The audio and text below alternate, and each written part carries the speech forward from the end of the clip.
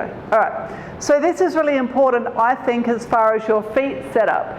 If your students have the ability to curl their feet under, can you press your heels against the shoulder rest even more? Is that okay? Yeah. Okay, so that's your ideal, right?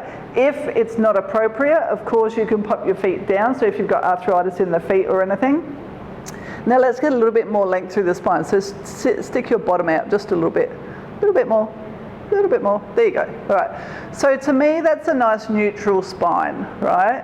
Typical of women to want to tuck their tail under a little bit, but I want you to feel that the sits bones are really opening wide towards the back of the room. At the same time, the head is nice and long off of the torso. Now to get core activation here without even going anywhere, what I want you to do, Katie, is get that length through the crown of your head and pull the heels of your hands back towards your knees. So when you pull the heels of your hands back towards your knees, ultimately this part of your body starts working, right? Do you feel that? Yeah. Without moving the bed at all, I also want you to feel that you're pulling your knees towards your hands. So pulling hands towards knees, pulling knees towards hands. Just by holding that, there's core activation already, right? So to get isometric tone, muscles working without moving, you could just be holding that for 4 seconds and then let it go, right? And then go again. So maybe you do that 4 rounds just as a starting point. Your setup is always the most important part of the movement, so you want to make sure that your students are setting up well. Heels of the hands towards the knees, knees towards the heel of the hands. Now hold it there, do not move the bed. I want you to hover one hand just off of the carriage. Yeah, take that hand down, then hover the other hand off. Now what I don't want to see is for the arm to reach out, because then that creates too long a lever.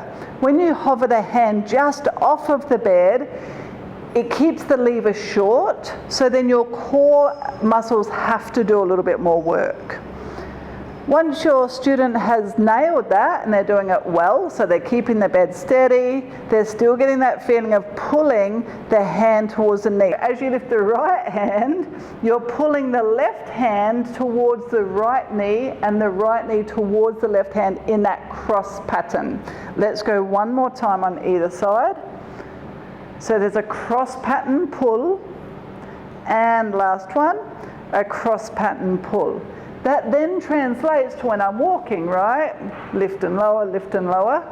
So that's a functional movement. It's a primal movement that I start to do before I even learn to crawl.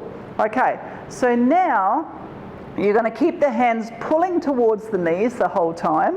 So this part of your body is going to stay steady. You're going to push the bed out, pull the bed in. That's the basic movement of what you're doing, right? And then pull the bed back in.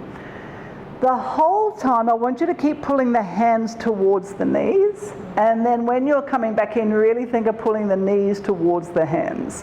So that's my first part of the exercise. That gets my shoulders working with my deep abdominals, right? So this is one of my hip disassociation exercises.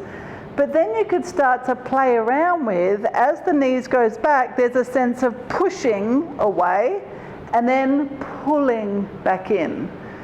I only start to play around with this push and pull once I see that my students can really nail that pulling feeling first. Otherwise you'll find that people will just push away too far.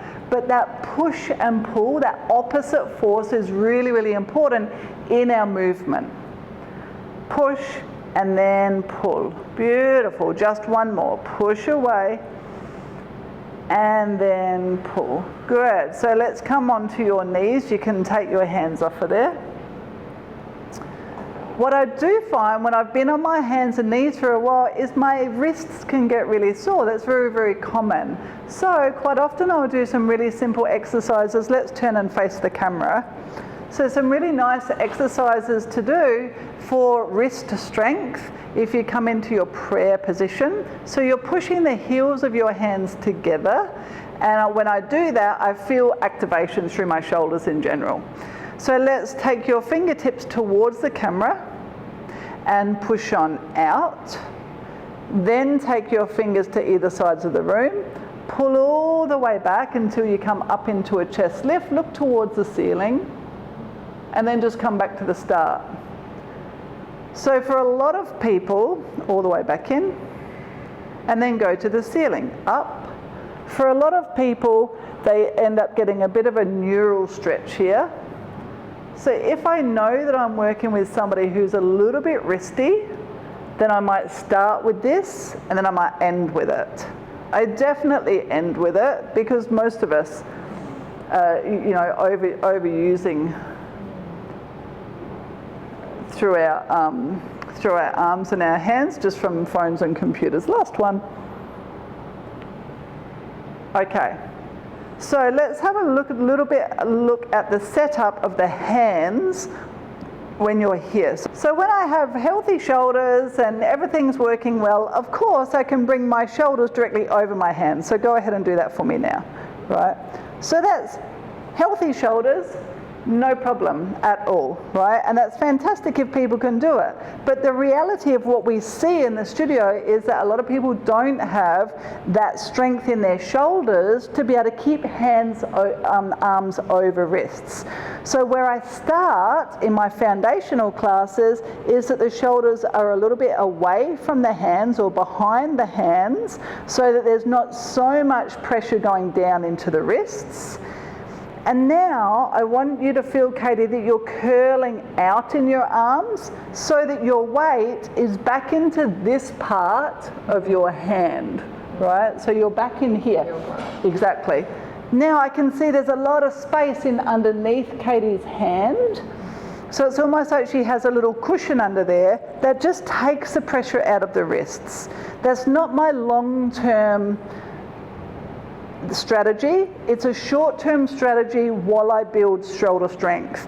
Now, not only has this taken the pressure away from Katie's wrist, but it's gotten her shoulders to do a little bit more work. And that's part of the problem when people are very wristy, is their shoulders haven't developed enough strength in those internal shoulder stabilizers to control that. Now, you can still get that feeling of pulling the heels of the hands back towards the knees.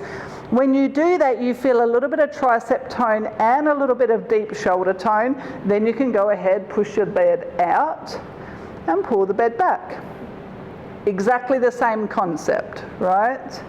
So just some strategies when I'm working with people with sore wrists. Even if somebody doesn't say they have sore wrists, I tend to start with this strategy.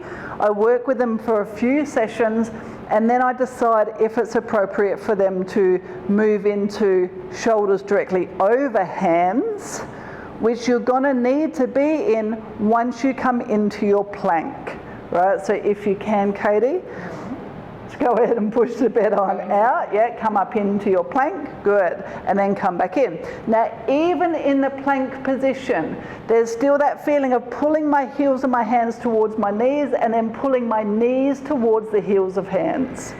Good, you got 3 more of them. Exhale as you pull in.